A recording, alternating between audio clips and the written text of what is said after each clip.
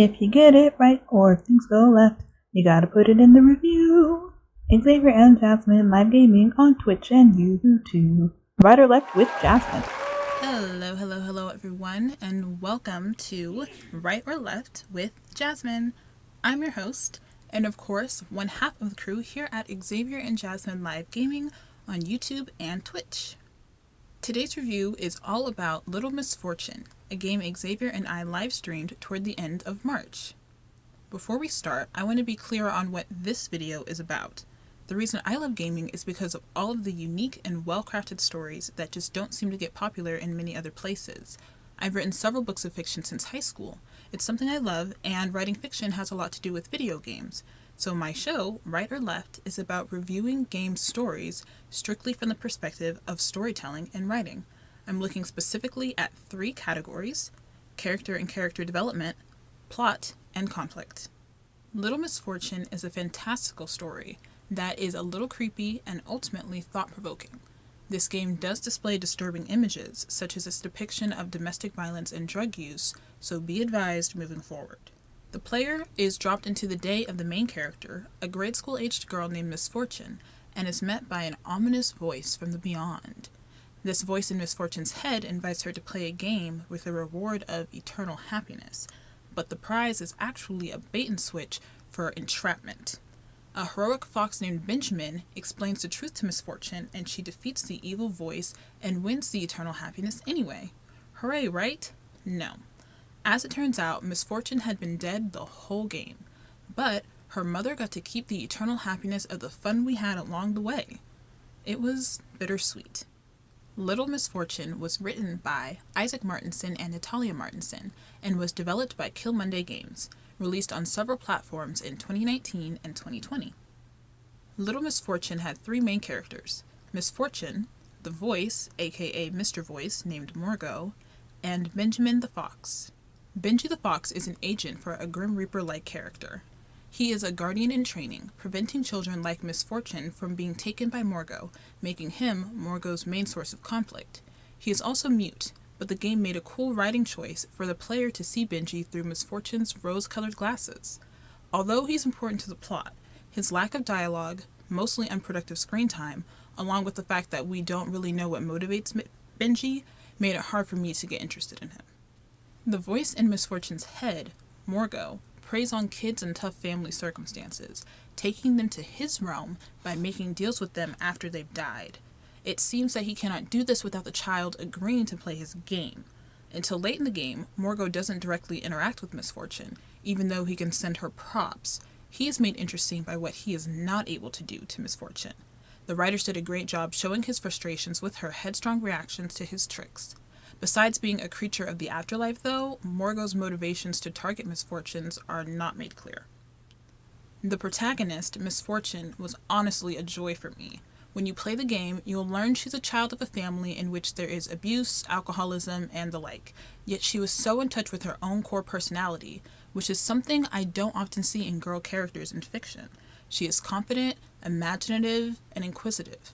Her love for her mother is apparent from the moment she agrees to play Morgo's game to win eternal happiness for her.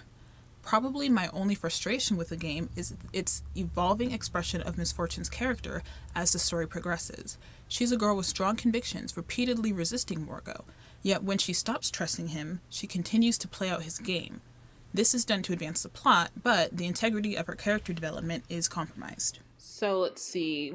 Something is going on in this town where children are going missing. We know that there's a fox who was sent to this realm by who appeared to be the Grim Reaper, and he's putting up all these posters that say, "Hide your children, hide your kids, hide your wife." He needs to learn how to write a little better. I know he's a fox and everything, but He's a fox. Like the art of Benjamin, don't you think? Benjamin the Fox. I think it's garbage, and it should be erased with fire. Really? I see great potential here. Really? He's obviously very artistic. Just ignore it. Let's keep playing my game. An interesting element in this game is that the conflict for the protagonist is not the same as a conflict for the player. To start the game, Morgo, who is almost always an unseen narrator, tells the player that today is the day Misfortune will die. He wants to take her to the beyond.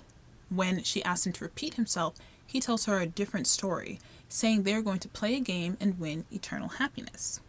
Halfway through the game, Benji the Fox steals Misfortune's prize. Misfortune views this as calamitous, but as a player, we have begun to suspect that had she obtained the prize, she would be trapped by Morgo, having fulfilled his deal. Both conflicts feel natural to the narrative, and the tension for the player rises as Misfortune continues down Morgo's road, and we learn more about his true nature through game elements. By the end of the game, everyone is on the same page. Misfortune no longer views Benji as the source of her conflict, but everyone now knows that she and Benji had the same goal, to escape Morgo's plans. Now working together, the duo successfully rescues Misfortune from Morgo's hell. I feel strongly engaged by the plot of this story, and I find it pretty airtight. Each character has a reason to constantly pursue another. The plot presents possible mechanics of the afterlife and different characters that might be involved in taking a human soul from life to death. We learn at the end of the game that Misfortune was killed, likely by one of her parents in an automobile accident. Because she's dead, she is now on her way to the afterlife. Morgo intercepts children when they're on their way by enticing them to play a game and brings them to his realm. Upon her death, he preys on Misfortune. He eventually straight up attacks her in her reality toward the end of the game.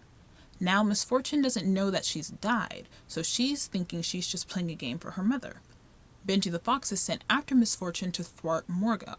In the middle of the game, he steals Misfortune's eternal happiness and he drops hints for her to prevent the fulfillment of Morgo's entrapment. Benji and Misfortune prevail victorious, but the bittersweet thing is, our little lady is still dead. But in a highly satisfying twist, the eternal happiness bait is reimagined in Misfortune's favor.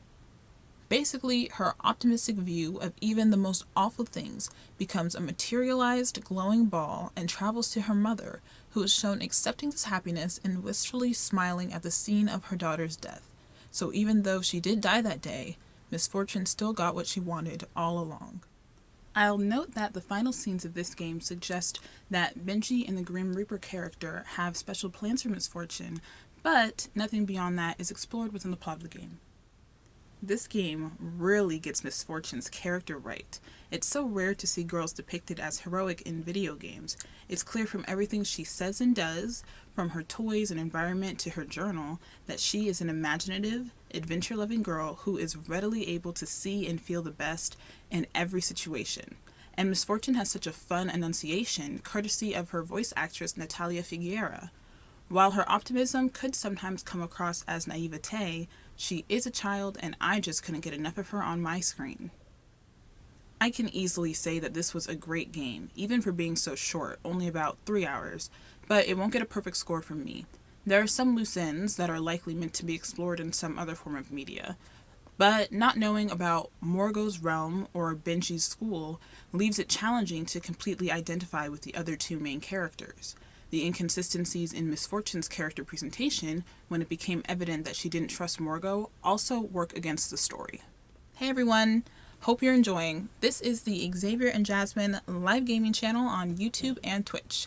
We stream live video games Monday, Wednesday, Friday, and the weekends at 9:00 p.m. Central Time.